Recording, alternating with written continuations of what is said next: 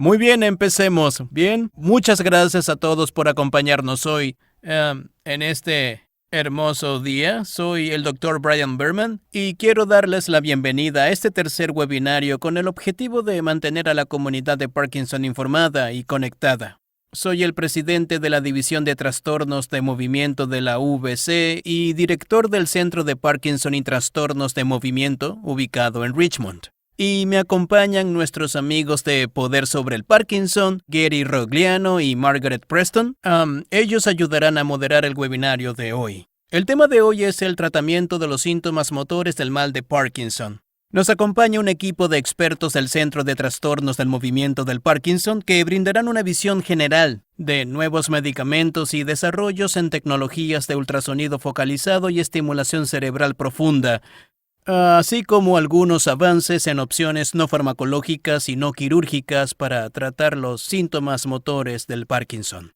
Nos aseguraremos de dejar tiempo para preguntas y si desea compartir alguna información de esta sesión con un amigo o familiar, estaremos compartiendo un enlace a la grabación de la misma en los próximos días. La sesión de hoy es posible gracias a nuestros socios de Poder sobre el Parkinson. Desde 2019 nos hemos asociado en proyectos como este webinario y también en formas de mejorar las vidas de aquellos que viven con Parkinson a través de programas de ejercicio y bienestar, actividades de socialización, entre otros. Me gustaría presentarles a mis co-moderadores. Ellos son Gary Rogliano y Margaret Preston, que sin su generoso apoyo, tanto a través de la filantropía y el apoyo moral, hemos podido hacer cosas maravillosas. Gary y Margaret, ¿pueden describir un poco su misión y lo que ofrece Poder sobre el Parkinson? Gracias por esa agradable introducción. Fui diagnosticado con mal de Parkinson hace unos 3 años. Y naturalmente quería respuestas. Quería entender en qué consistía. Todo lo que sabía sobre esto era de Michael J. Fox y Muhammad Ali. Además de eso, ¿qué podía hacer para ralentizar su progresión con el fin de mantener o mejorar nuestra calidad de vida? Y al hacerlo me reuní con muchos otros que tenían las mismas inquietudes y objetivos que yo estaba tratando de lograr. Me centré mucho en ello y lo que descubrí, y que muchos ya saben, es que la mejor forma de ralentizarlo es la actividad física, el ejercicio intenso y la socialización. A raíz de ello, mi familia y yo decidimos crear Poder sobre el Parkinson. Y no con el objetivo de ayudarme a mí, sino a toda la comunidad, a las personas con Parkinson, llevando a cabo eventos y brindando oportunidades a todo el que podamos. Doy paso a Margaret para más detalles. Muchas gracias, Brian. A riesgo de sonar redundante, me gustaría repasar algunas de las cosas en las que Poder sobre el Parkinson ha estado trabajando en los últimos años. Y la noticia de última hora sería poder hablar de nuestra cátedra dotada, que fue uno de nuestros primeros pasos para solidificar nuestra relación con la UVC. La persona nombrada es la doctora Leslie Cloud, una de nuestras panelistas hoy. Y debo admitir que estamos muy emocionados de financiar esa cátedra dotada para estudiar el impacto de varios tipos de ejercicios en los síntomas de la enfermedad de Parkinson. También hemos creado la Liga de Actividades contra el Parkinson, que son simplemente mañanas de ejercicio, ya sea prácticas de golf o bolos o simplemente algo divertido. Trabajamos con empresas locales para ofrecer una mañana de actividades con comida incluida para personas que sufren mal de Parkinson, con la intención de crear esa ventana de ejercitación y socialización que sabemos es tan importante. También tenemos eventos de recaudación de fondos como fiestas de baile, un evento temático en una playa en mayo, un torneo de golf y por supuesto pueden encontrar toda esa información en nuestro sitio web. Adicionalmente, también hemos creado nuestra serie de perfiles PSP, donde hemos entrevistado a algunos voceros en el campo de la lucha contra el Parkinson, así como a personas con Parkinson, para que compartan sus historias. Creamos el programa de asesores PSP. En nuestro sitio web pueden encontrar toda esa información. Tenemos maravillosos voluntarios que sufren de Parkinson, dispuestos a ofrecer su tiempo y experiencia a los recién diagnosticados o a aquellos que solo necesitan algo de apoyo. También tenemos nuestro canal de YouTube donde proporcionamos recursos para hacer ejercicio en casa. A medida que el confinamiento a raíz del COVID disminuya, tendremos menos visitas en el canal, pero por ahora pueden seguir utilizando los videos que hemos proporcionado. Nuestros eventos están enumerados en nuestro sitio web y esperamos con mucho anhelo poder vernos de nuevo en espacios al aire libre donde podamos disfrutar más de esos eventos de una manera segura. Sí, gracias. Es increíble lo mucho que ustedes dos están haciendo y solo puedo imaginar que cada vez estarán más ocupados. Se aproximan un montón de cosas maravillosas cuando llegue el verano. Bien, ahora hablemos de los síntomas motores. Esto es realmente lo que conduce al diagnóstico de Parkinson. Hay otros síntomas, por supuesto, pero estos son los aspectos característicos y no todos los pacientes sufren cada uno de ellos, pero conocemos los temblores, la rigidez, los problemas de equilibrio y para caminar. Estos son los que agrupamos como síntomas motores y pueden alterar la vida diaria y el funcionamiento. Pero hay tratamientos incluso tratamientos nuevos y emocionantes que están apareciendo ahora y estoy emocionado de hablarles sobre ellos, así como nuestros panelistas. Tengo el privilegio de presentar a estos distinguidos miembros del equipo del Centro de Trastornos del Estado de Ánimo de Parkinson para que hablen sobre sus áreas de experiencia. Y el primero es el Dr. Matthew Barrett, quien es el profesor asociado de neurología en la UVC. También la doctora Leslie Cloud, profesora asociada de neurología, ahora en la cátedra dotada por la familia Rogliano. Luego tenemos a la doctora Catherine Holloway, profesora de neurocirugía en la UVC. Y terminaremos con Bobby Hend, coordinador del programa de trastornos del movimiento en la UVC. Quizás muchos lo conozcan. Cada uno de estos ponentes nos hablará de sus áreas de especialización y de los nuevos avances en el tratamiento de los síntomas motores. Les invitamos a hacer preguntas a los panelistas y pueden hacerlo con la función de preguntas y respuestas en la barra de herramientas de Zoom en la parte inferior. Ahí podrán hacer sus preguntas. Ya tenemos aquí algunas preguntas que con gusto responderemos al final de la presentación. Para empezar, el Dr. Barrett nos hablará sobre algunas novedosas terapias para los síntomas motores y el Parkinson. Brian, hablaré sobre las fluctuaciones motoras y algunas nuevas terapias que ya están disponibles. Primero quiero hablar de lo que son las fluctuaciones motoras cuando los niveles de levodopa son altos. Esto es lo que ayuda a remediar algunos de los síntomas motores y se considera estar encendido. Y cuando los niveles de levodopa son bajos, como ocurre a menudo por la mañana, los síntomas motores aumentan. Y esto se ha descrito como estar apagado. La parte izquierda de este gráfico representa la situación de la mayoría de los pacientes al principio de la enfermedad, en la que casi independientemente del nivel de levodopa tendrá sus síntomas bastante bien cubiertos y experimentarán estar encendidos. A medida que la enfermedad progresa, los pacientes pueden pasar más tiempo en lo que vemos en la parte inferior del gráfico, donde están apagados. Y a veces esto se ha descrito como un estrechamiento de la ventana terapéutica. Muchos aspectos del mal del Parkinson son variables. Estas fluctuaciones motoras pueden comenzar temprano y empeorar en el transcurso de muchos años y en ocasiones, pasado varios años, algunos pacientes pueden ni siquiera experimentarlas, pero es una característica bastante común. Existen opciones de tratamiento para ayudar a controlar estas fluctuaciones motoras. E incluso con las que ya tenemos disponibles, siempre es bueno dar la bienvenida a nuevas opciones. Aquí tenemos las principales opciones para tratar las fluctuaciones motoras y quería mostrar esto solo para poner las dos nuevas terapias de las que hablaré en contexto. La levodopa es una terapia estándar y en sí misma puede ser administrada en diferentes formas, cantidades y horarios para ayudar a reducir las fluctuaciones motoras. En la columna central, los inhibidores de la MAO-B junto a los agonistas de la dopamina pueden sumarse a la levodopa para reducir las fluctuaciones motoras. Y luego a la estimulación cerebral profunda, de la que profundizaremos luego, puede reducir las fluctuaciones motoras que no podemos controlar adecuadamente con medicamentos. En el lado derecho, el inhibidor de la COMT, entacapona, disponible desde hace algún tiempo, puede añadirse a cada dosis de levodopa y prolongar su duración en una media de 40 minutos.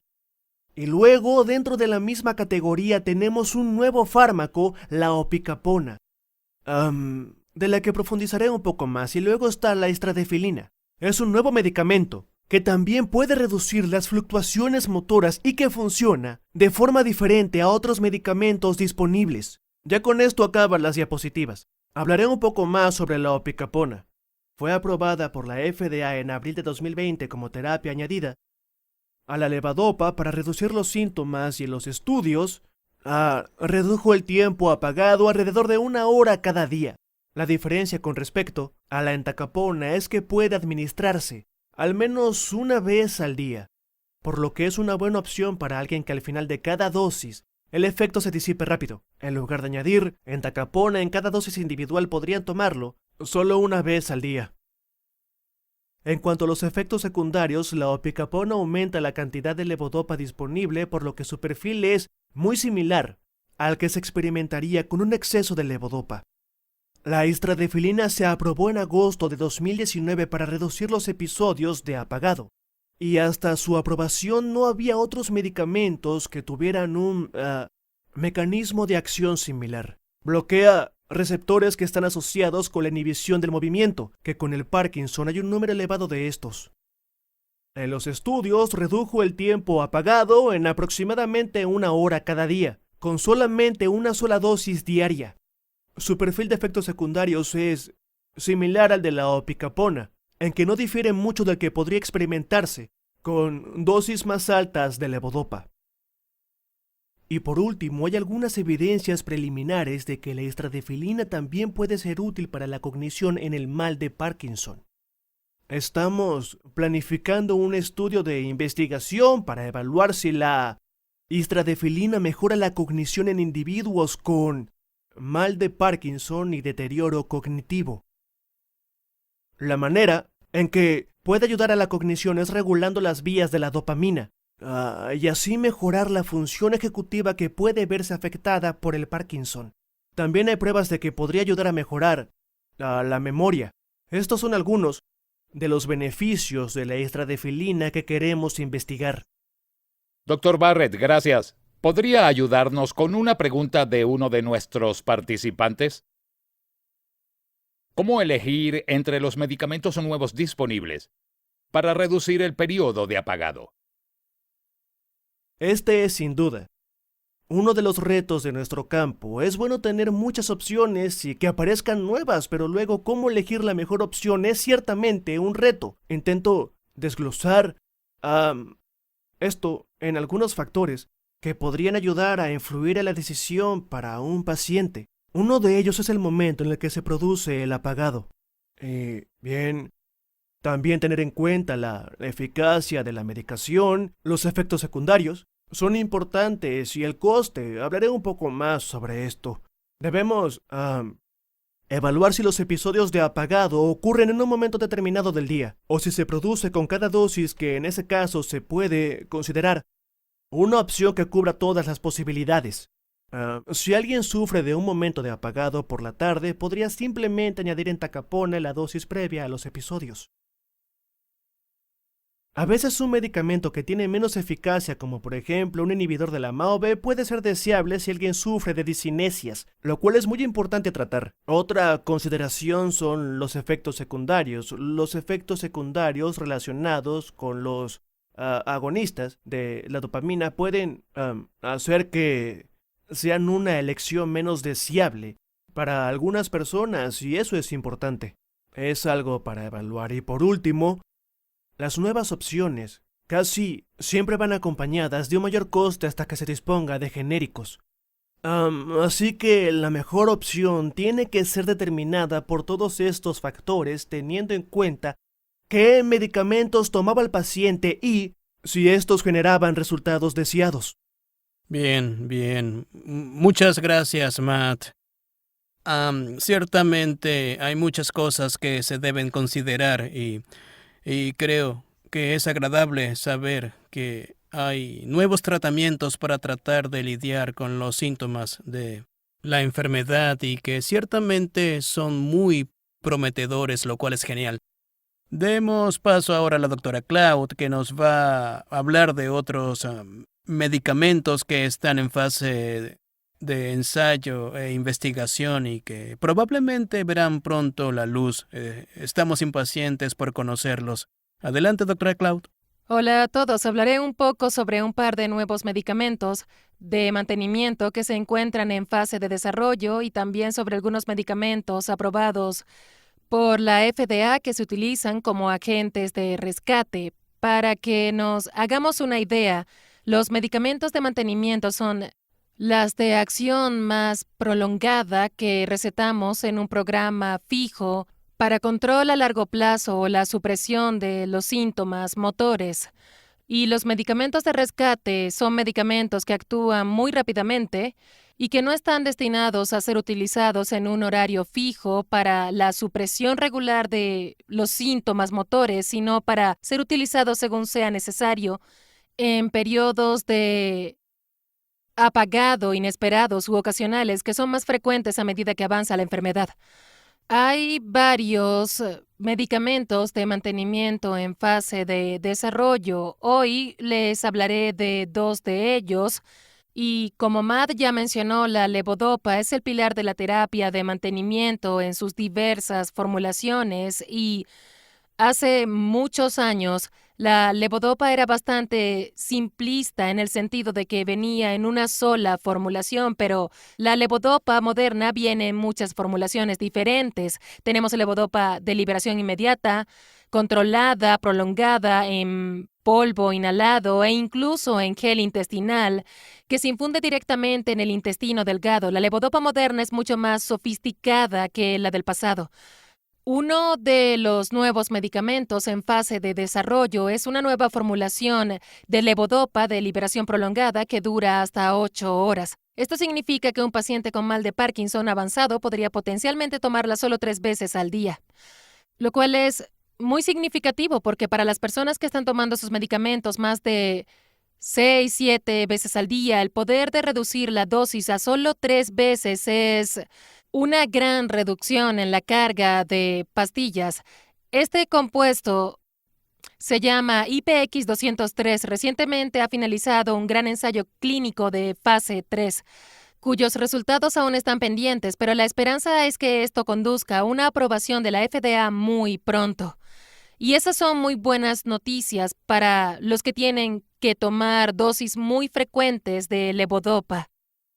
El otro fármaco actualmente en fase de desarrollo que quería mencionar es un nuevo agonista de la dopamina llamado Tabapanón, que es diferente de otros agonistas dopaminérgicos actualmente disponibles en el mercado. Este medicamento se administra una vez al día y actúa sobre receptores de dopamina distintos a los de los agonistas de la dopamina comunes.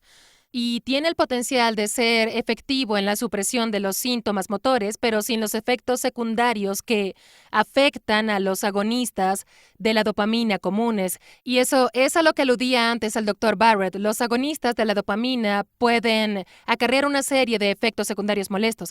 Este agonista de la dopamina puede que no, así que es una opción interesante. Este se encuentra actualmente en la fase 3 de ensayos clínicos en 2 indicaciones diferentes. Un ensayo lo está observando en el mal de Parkinson en etapa temprana en personas que han sido diagnosticadas recientemente y que aún no toman levodopa para evaluar si es efectivo en el manejo de los síntomas motores. Y también está siendo observado en el mal de Parkinson avanzado en pacientes que ya están tomando levodopa pero que aún sufren fluctuaciones motoras y síntomas significativos. Somos un centro de ambos ensayos, así que animo a quien nos esté escuchando hoy o en el futuro a que se ponga en contacto con nosotros si está interesado en participar en cualquiera de esos ensayos. Pasemos a los nuevos medicamentos de rescate. Hay 2 que mencionaré hoy y que ya están aprobados por la FDA, por lo que ya están en el mercado. Uno de ellos es la levodopa inhalada. Se trata de un polvo de levodopa con un inhalador El polvo entra en los pulmones, luego en la sangre, luego en el cerebro, y ese proceso es muy rápido, por lo que comienza a trabajar en tan solo 10 minutos o menos. Y eso lo convierte en un gran medicamento de rescate para un repentino e inesperado episodio de apagado. Como ese levodopa tiene un perfil de efectos secundarios similar a la de la levodopa ingerida vía oral. Y funciona muy bien para los pacientes que necesitan algo ocasionalmente para llenar ese vacío entre las dosis programadas regularmente de medicamentos. El otro nuevo medicamento de rescate disponible es una forma sublingual de apomorfina. La apomorfina es una agonista de la dopamina que ha estado disponible desde hace mucho, pero solo en forma inyectable. Ahora la tenemos en forma sublingual, se coloca debajo de la lengua y se disuelve en la boca y empieza a actuar muy rápidamente también para aliviar los apagones repentinos e inesperados.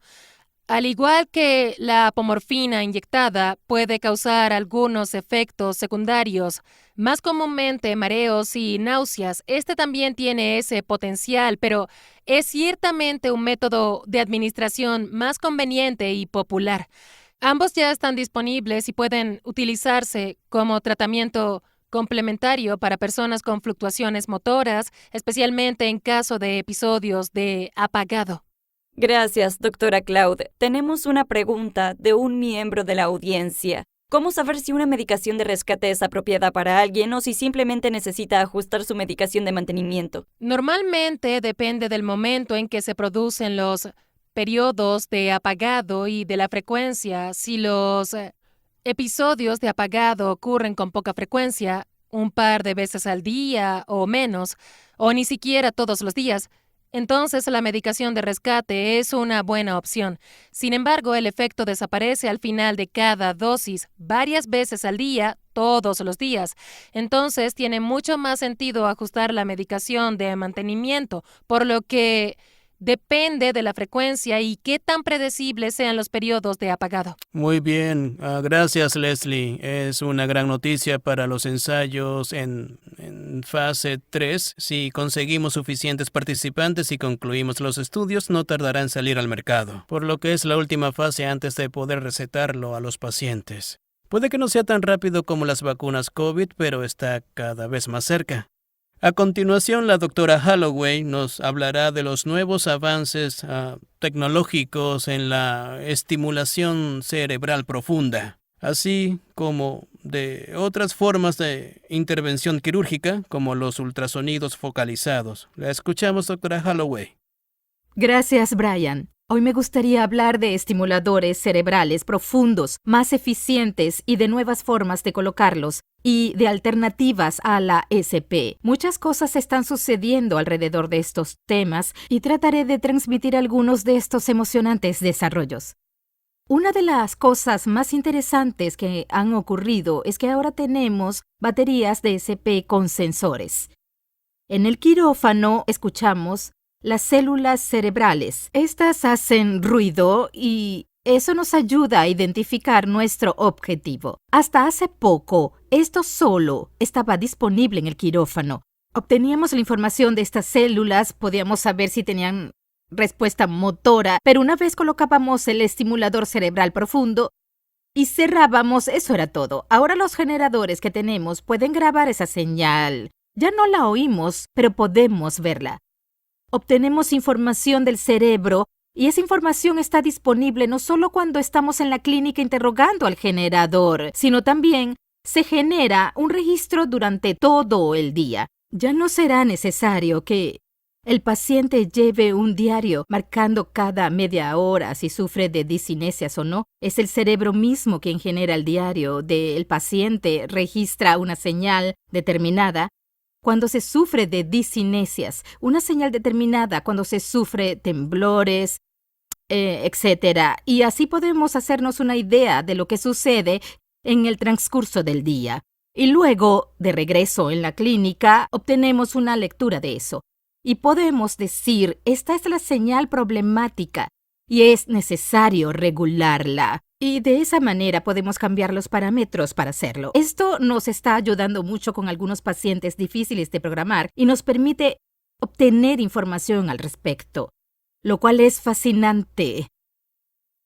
Otro novedoso avance son las derivaciones segmentadas u orientables. Antes disponíamos de sondas que nos daban una señal redonda y los núcleos no son redondos. Tienen una forma muy específica y ahora son estas sondas orientables. Podemos dar forma a la electricidad para que vaya hacia un lado y no interfiera con esta otra estructura. Y eso ha sido realmente muy útil. Otro avance ha sido en cómo colocamos los estimuladores cerebrales profundos que permiten escuchar las células cerebrales de las que he hablado, lo que significa que el paciente debe estar despierto porque si está dormido, su cerebro también lo está y no hace ruido. Así que hicimos algunos avances. Para intentar que los pacientes se sintieran más cómodos, nos deshicimos del marco estereotáctico, esa gran jaula que parece un dispositivo de tortura medieval, y desarrollamos algo llamado estereotaxia, sin marco, y continuamos evolucionando el procedimiento, siempre tratando de innovar y mejorar los procesos. También utilizamos sedantes, como los usados en las colonoscopias, para que el paciente pueda dormitar durante el procedimiento, pero pueda despertar cuando lo necesitemos. Pero más recientemente las IRM han mejorado lo suficiente como para colocar las sondas en el paciente dormido y ahora, al hacerlo, tenemos un robot estereotáctico, por lo que utilizamos la cirugía robótica para colocar los estimuladores cerebrales profundos en conjunto con las imágenes intraoperatorias. Incluso estamos explorando formas de utilizar el proyecto Conectoma humano para poder incorporar ese tipo de información a esta ESP. Y lo último de lo que quiero hablarles es de una alternativa a la ESP, que es el ultrasonido focalizado. Estamos muy contentos de poder ofrecer este servicio a partir de finales de la primavera-verano en la UVC. Y básicamente es una alternativa a la ESP, pero volviendo a sus inicios. Así que en realidad es un método de hacer un agujero en el cerebro. Y así es como comenzó la cirugía para la ESP, con sondas insertadas en el cerebro usando calor para hacer lo que llamamos una lesión o un agujero en el cerebro. Era muy eficaz, pero se limitaba a un solo lado del cerebro, por lo que trataba un solo lado del cuerpo, porque el cerebro no tolera agujeros en ambos lados. Y el problema era que había riesgos de efectos secundarios permanentes. Así que cuando apareció la ESP, hicimos una comparación entre las dos técnicas y descubrimos que ambas eran igual de eficaces, pero la ESP era menos riesgosa. Si se sufren efectos secundarios, simplemente lo programamos. Pero la ESP también tiene sus desventajas. Es un implante que puede generar una infección y debe ser extraído. Eso ocurre el 5% de las veces, y al pasar esa sonda al cerebro, existe un 1% de riesgo de causar hemorragias cerebrales. Con esta nueva técnica, el ultrasonido focalizado no requiere que pasemos nada a través del cerebro. Utilizamos ondas de ultrasonido en un escáner de resonancia magnética, el cual es clave porque estamos viendo cómo se calienta el tejido mientras hacemos el agujero en el cerebro con un método que atraviesa el cráneo y no requiere una incisión. Y de esa manera podemos examinar al paciente mientras hacemos el procedimiento. Podemos verlo en la resonancia magnética y podemos controlarlo con mucho cuidado. Todavía no es ajustable ni reversible, pero para algunos pacientes es una alternativa muy buena a un estimulador cerebral profundo. Estamos muy entusiasmados con esto por el momento. Solo está aprobado para los temblores, por lo que no está disponible para otros síntomas del mal de Parkinson. Creo que eso vendrá a futuro, pero ciertamente es algo que nos emociona mucho. Doctora Holloway, muchas gracias. Tenemos aquí una pregunta muy importante y esperamos que pueda responderla. No hay dos personas en particular que parezcan tener el mismo trastorno del movimiento o la misma gravedad. ¿Existe algún estudio para predecir qué síntomas conducen a mejores resultados en la ESP? Sí, de hecho, participamos en un estudio multicéntrico para evaluar si la SP para el mal de Parkinson era mejor que la terapia médica una vez que los medicamentos no funcionaban adecuadamente y si la SP era mejor. Y evaluó dos partes del cerebro, NCT o GPI, y las comparó para ver cuál era mejor. Y resultaron muy parecidas. Estamos analizando ese mismo conjunto de datos de 300 pacientes para evaluar a los que les fue muy bien y a los que no, y cuál fue la diferencia entre los dos. Y este estudio aún está en curso, así que no puedo darles los resultados completos, pero puedo compartir algunos aspectos. La respuesta a los medicamentos dopaminérgicos es muy potente. Y ese es uno de los mejores indicadores. Y creemos que es porque afecta en mayor medida a los pacientes, que quizás no tienen la verdadera enfermedad de Parkinson, por lo que es uno de los factores más significativos, pero también vemos que los pacientes que sufren de temblores, discinesias que no responden a la medicación, no siguen ese patrón. Es principalmente la lentitud, rigidez, dificultad para caminar, la que no responde a los tratamientos. Los temblores y las discinesias podemos tratarlos en términos generales. Observamos que los mayores de 70 años como los menores de 70 se beneficiaban, así que no había restricción de edad. Descubrimos que a los pacientes con ansiedad y mal estado cognitivo no les iba tan bien, por lo que hay que tener eso en cuenta. Los problemas para caminar son un cuadro mixto. Si estos pacientes responden a la medicación, esperamos poder mejorar el cuadro con cirugía, pero de no responder a la medicación no habrá cambios. Vemos algunos pronósticos, pero ciertamente son buenos puntos de partida, aunque esperamos que mejor incluso.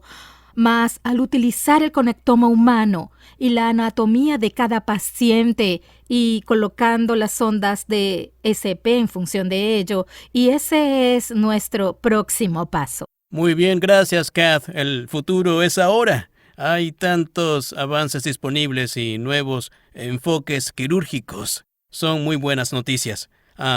Me entusiasma poder trabajar con usted.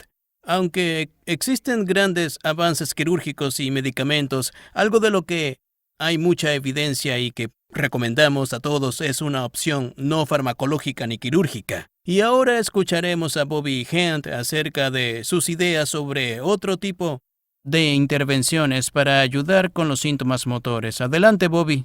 Gracias, Brian. Para hacer una pequeña nota antes de empezar.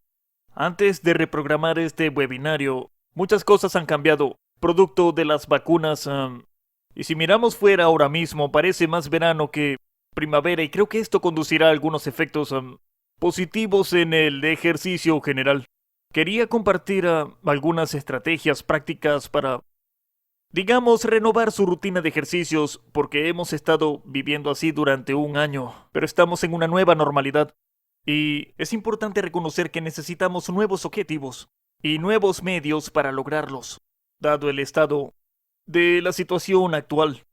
En lugar de entrar en los detalles específicos del ejercicio, que están bastante bien documentados para el mal de Parkinson, y todos los panelistas aquí lo están prescribiendo activamente como una medicina para los pacientes, quería hablar de dar ese paso y hacerlo parte de la rutina diaria. Creo que es importante reconocer que una nueva rutina implica un nuevo entorno, por lo que puede que aún no tengamos acceso o no nos sintamos cómodos asistiendo a ciertos gimnasios o instalaciones. Muchos aspectos de nuestra rutina siguen siendo diferentes de lo que eran un año atrás. Y más importante aún, nuestros sentimientos, no solo en la forma en que estamos aprendiendo a vivir con esta nueva normalidad, sino también el optimismo hacia el futuro. Debemos identificar algunas barreras para el éxito, o debería decir barreras percibidas, un medio para planificar nuevos objetivos y desarrollar un nuevo plan de acción. Al analizar nuestra nueva rutina, debemos ver que ha cambiado. Si les gusta hacer ejercicio a primera hora de la mañana y no disponemos de alguna instalación a esa hora para ejercitarnos, ¿hay alguna manera de que podamos utilizar nuestro hogar como un nuevo entorno? Es posible crear una rutina de ejercicios de alta intensidad, sin equipamiento, o una rutina de ejercicios de baja tecnología que no utilice más que el equipamiento, que pueda conseguir en una tienda de artículos deportivos. Al evaluar esta nueva rutina, debemos identificar lo positivo y lo negativo, y tomar medidas para abordar todos estos aspectos. Para las personas que viven con Parkinson, hubo un estudio realizado por uno de mis colegas, un fisioterapeuta hace 8 años, que analizaba las barreras para el éxito con el ejercicio en el mal de Parkinson.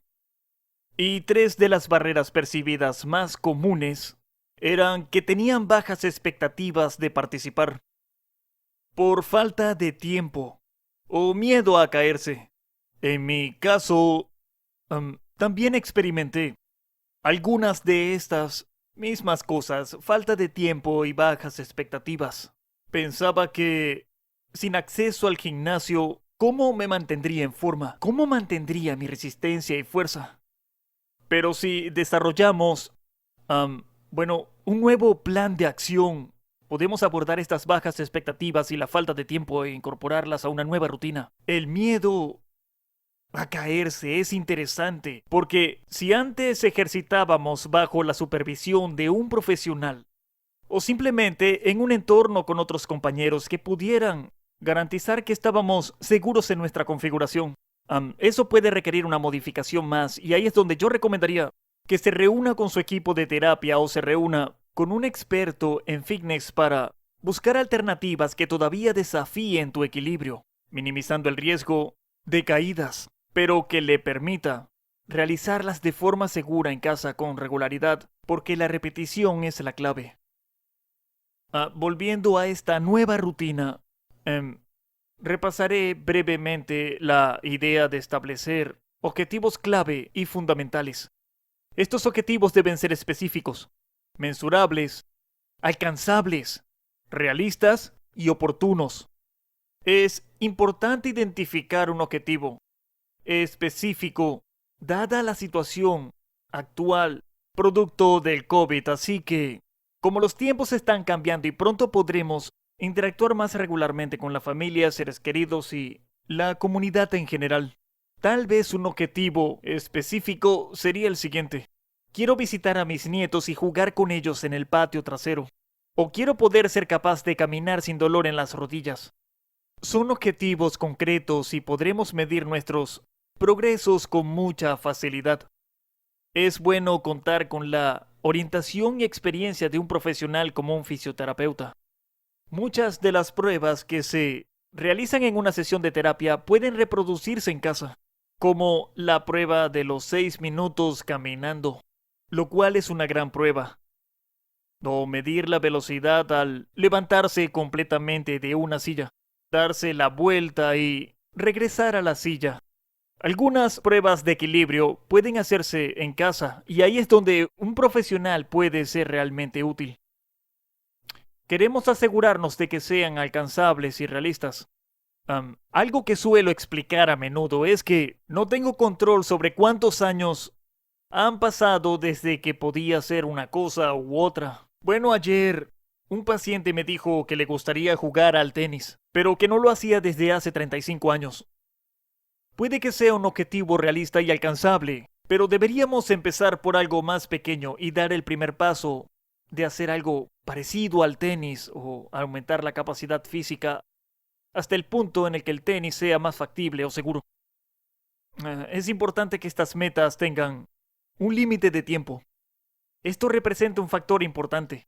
para que podamos medir y que de esa manera podamos reevaluar apropiadamente. Porque si algo no está funcionando, y la verdad debería ser capaz de expresar esa preocupación, ya sea a un profesional o a un ser querido, y decir, he estado haciendo mi rutina, pero siento que estoy estancado, o no he sido capaz de hacer esta rutina porque me siento limitado. Y bueno, yo recomendaría que durante este periodo se reevalúen los objetivos mensualmente. Al principio de cada mes, proponerse un nuevo objetivo, un medio para medirlo y por qué es tan importante para ustedes cumplir ese objetivo. Una vez definido el objetivo y elaborado el plan de acción, hay que pensar en los recursos disponibles. Entonces, ¿asistirás a un gimnasio? ¿O si planeas quedarte en tu casa? ¿Tienes opciones al aire libre?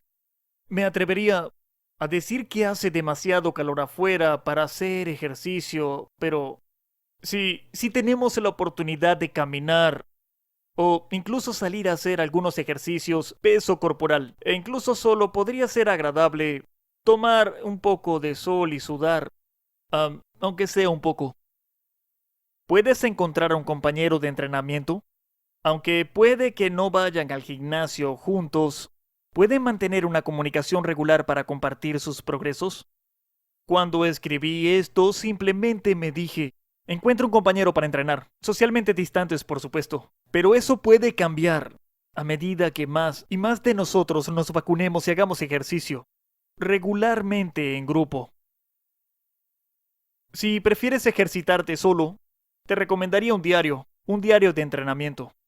Es más probable que tengas un hábito si haces un seguimiento de este. Algo que me gusta recomendar es marcar en el calendario los días que has hecho ejercicio. Y así recibirás un feedback visual que te dirá, wow, la semana pasada hice ejercicio 4 veces. Definitivamente me merezco ese helado o me merezco ese capricho sin duda. Y si te faltaron algunos días, ¿qué puedes hacer para rectificarlo?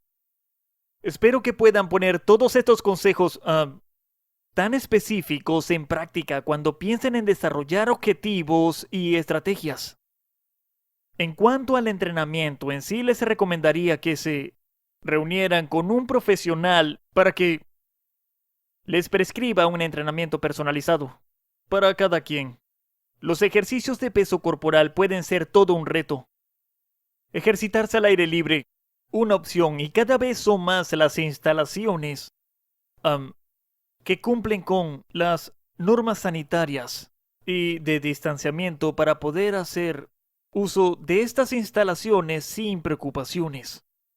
Me gustaría señalar los recursos que ofrecen nuestros socios de poder sobre el Parkinson. Tienen opciones presenciales como también en casa. Pueden inscribirse a los entrenamientos desde su casa vía Zoom con la entrenadora Jojo. O pueden asistir a una clase presencial copatrocinada con la UBC y el programa de subvenciones comunitarias de la Fundación Parkinson, donde nos reunimos 2 veces por semana para personas de todos los niveles de habilidad y condición física. Esta opción gratuita es posible gracias a Poder sobre el Parkinson. Y otra opción en casa es la lista de reproducción de viernes de ejercicios con la Fundación Parkinson, la cual fue desarrollada por una de mis antiguas compañeras de trabajo, mentora y amiga, Joelyn Fox, de la Universidad de Pensilvania. Es una rutina de ejercicios en casa que pueden conseguir en YouTube. Gracias, Bobby. Tenemos una pregunta de un miembro de la audiencia que dice, ¿qué ejercicios puedo hacer para ayudar a controlar mi distonía y rigidez? Gracias, Margaret. Es una muy buena pregunta. Y tenemos muchos pacientes con la misma interrogante aquí en la UBC. Y primero, debemos identificar por qué es específico para cada individuo. ¿Es una rigidez general producto de la inactividad o un estilo de vida sedentario? ¿O es distonía que afecta solo a una articulación o región del cuerpo? Si esto se trata de rigidez general, ejercitarse. Y si se trata de una distonía específica, lo mismo, ejercicio. Pero los ejercicios son diferentes. Para la rigidez general comenzaría con un programa aeróbico de baja intensidad. Trabajar en levantarse con más regularidad y elevar el ritmo cardíaco, ya sea caminando o en casa, poniéndose de pie y sentándose repetidamente. Si se trata de una distonía, casualmente esta mañana estaba con una paciente que sufría de torsión en los dedos de los pies y calambres.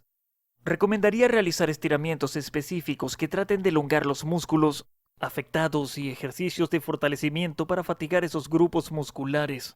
Genial, gracias a Bobby. Fue estupendo escuchar tus ideas sobre cómo convertirlo en hábito. Eso es lo que queremos conseguir. Gracias a todos los demás. Aprecio la discusión informativa de hoy y tenemos tiempo para algunas preguntas.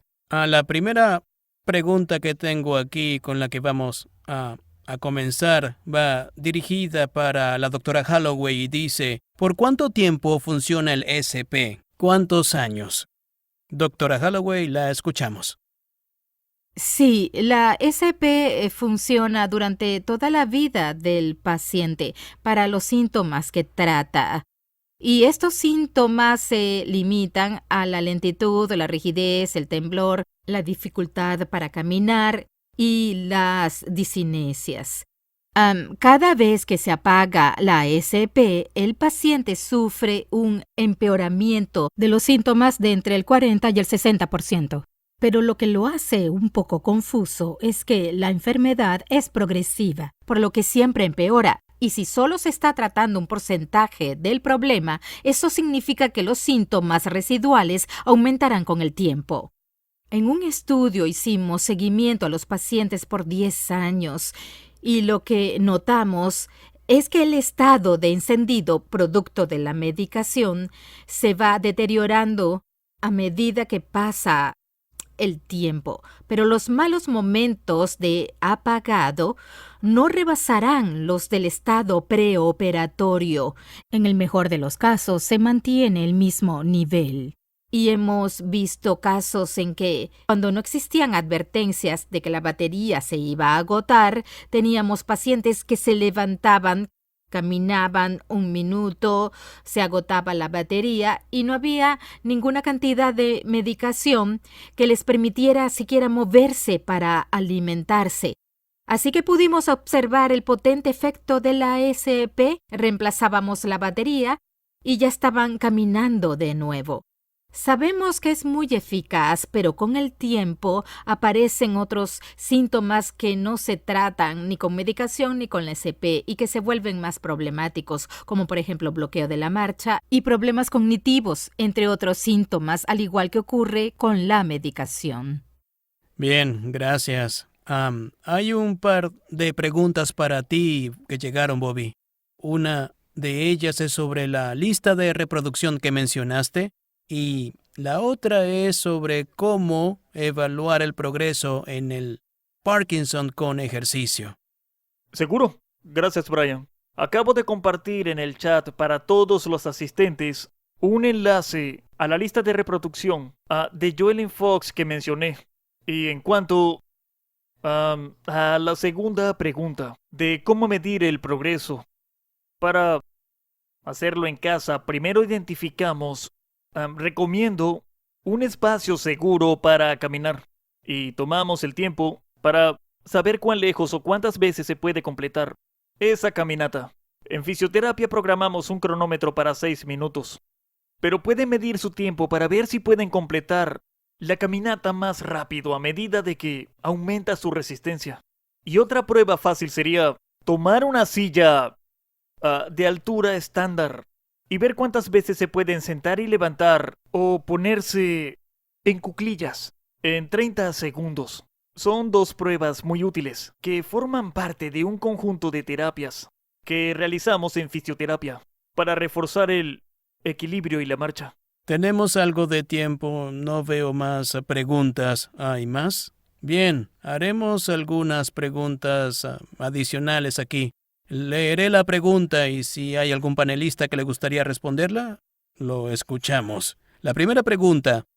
No hay 2 personas que sufran de los mismos trastornos del movimiento o su gravedad. ¿Hay algún estudio para predecir qué síntomas puede desarrollar una persona con Parkinson en particular? Creo que intentaré responder la pregunta. Puede que no tenga una respuesta satisfactoria, pero el adagio es que una vez que conoces a alguien con mal de Parkinson, solo conociste a una persona con mal de Parkinson. La condición de cada uno es única y diferente a la de los demás. Y eso complica las cosas, pero hay veces en las que agrupamos un conjunto de síntomas y hacemos estudios para intentar evaluarlos. Podemos decir que es alguien que sufre de temblores o un síntoma predominante de la enfermedad de Parkinson, o es alguien que no sufre temblores, pero tiene problemas para caminar y con su equilibrio. Hay muchas investigaciones que buscan agrupar a los pacientes con Parkinson de esta manera y evaluar los síntomas que los diferencian. No puedo predecir nada todavía. Me encantaría ciertamente poder hacerlo, pero tratamos de evaluar qué genera esas diferencias en el marco de la enfermedad de Parkinson y poder determinar con precisión eso nos ayudará, con suerte, a diseñar mejores tratamientos para pacientes con síntomas específicos. Es lo que estamos tratando de lograr aquí en la VC. Así que, buena pregunta. Gracias. ¿Puedo añadir algo, Brian? Adelante. Solo añadiría que hay un poco de información por ahí sobre ciertos síntomas que tienden a agruparse y, como Brian mencionó, los pacientes que sufren de temblores dominantes son menos propensos a desarrollar demencia que los pacientes que son asinéticos y rígidos. Así que los pacientes que son lentos y rígidos pero no sufren de temblores son más propensos a desarrollar problemas cognitivos, y la disfunción gastrointestinal se suele agrupar con disfunción cognitiva. Podemos ver que hay ciertos síntomas motores y no motores que suelen agrupar y no se sabe exactamente el por qué, pero la parte predictiva sigue siendo difícil porque hay mucha variabilidad de persona a persona, incluso dentro de las ramificaciones del Parkinson. Eso es lo que quería añadir. Gracias. En ese sentido, podría hacerte la pregunta que acaba de llegar. Si la falta de equilibrio es un síntoma del mal de Parkinson, ¿por qué este no mejora con la medicación? Creo que esa es una pregunta en la que Bobby, Matt y yo podríamos dar nuestra opinión. Suelo decirle a los pacientes que, dependiendo de lo que esté alterando su equilibrio, si podemos o no abordarlo con cambios en la medicación. Por ejemplo, si alguien sufre una discinesia muy grave, es decir, movimientos involuntarios y ondulantes, y eso le hace perder el equilibrio al caminar, los ajustes de la medicación podrían ayudar con ese problema concreto. Sin embargo, si el problema es que a medida que progresa la enfermedad se produce una pérdida de reflejos posturales, algo que le ocurre a todos en el transcurso de la enfermedad si se vive lo suficiente. Esa es la parte que no suele responder bien a los cambios de medicación. Es necesario examinar cuál es el verdadero problema, qué es lo que produce la pérdida de equilibrio. Y así podemos evaluar si es algo que podemos tratar con medicación o SP o no, por lo que depende en su totalidad de la situación. Me gustaría añadir algo a lo que dijo la doctora Cloud. Debemos evaluar si las pérdidas de equilibrio se producen más en una posición estática de pie. Las discinesias afectan su equilibrio cuando intenta permanecer quieto o se produce principalmente al moverse o cuando va a girar o al caminar. Y eso ciertamente hay que tenerlo en cuenta. Tratando de llegar a la casualidad, se debe tal vez a no sentir muy bien tu posición en el espacio. ¿Sufres de neuropatía o entumecimiento en los pies? ¿Dependes de las señales visuales y tal vez algo de eso ha cambiado? Nuestro sistema vestibular en el oído interno se degenera a medida que envejecemos. Y sabemos que ocurre de manera acelerada producto del Parkinson. Si te encuentras de pie sobre algo que sea irregular en una habitación oscura, ¿es difícil sentirte orientado? Hay ejercicios para tratar esos diferentes aspectos del equilibrio, pero como dijo la doctora Cloud, no hay un medicamento que remedie eso. Solo debemos realizar ejercicios rutinarios para intentar corregir esos sistemas. Añadiré una última cosa a lo que dijeron. Siempre pensamos en el Parkinson como una enfermedad asociada a la pérdida de neuronas dopaminérgicas, pero también sabemos que a medida que esto progresa, otras neuronas que producen sustancias químicas muy importantes también pueden verse afectadas, especialmente las que producen acetilcolina, que se han asociado al equilibrio y la marcha, y reduce la pérdida de esas neuronas. Cabe destacar que el deterioro, pues, puede llegar a ser bastante complejo. Algunos aspectos responden a los medicamentos dopaminérgicos, pero pueden haber muchos que no tengan otra reacción que no sea tan positiva. Me gustaría añadir que estamos muy interesados en este problema colinérgico y los medicamentos no parecen hacer un gran trabajo. Son los mismos neurotransmisores que estamos intentando tratar en la enfermedad de Alzheimer, pero que no estamos teniendo el mismo éxito que tenemos con la dopamina en las funciones motoras, producto de la enfermedad. Así que Matt, Leslie y yo estamos evaluando la factibilidad de un núcleo colinérgico que está cerca de una de las estructuras que estimulamos para las funciones motoras. Y si añadimos eso, esperamos poder tratar el equilibrio y el deterioro cognitivo, pero esto aún no está en fase de prueba. Todavía estamos explorando todas las formas correctas de hacerlo, así que esperamos tener una respuesta para ello, pero todavía estamos trabajando en ello. Bien, genial. Creo que Gary levantó la mano. Te escuchamos. ¿Puedo hacer una pregunta más? Sí, por favor. Una pregunta que siempre suele surgir cuando las personas con mal de Parkinson se reúnen a conversar. Casi siempre es sobre la medicación.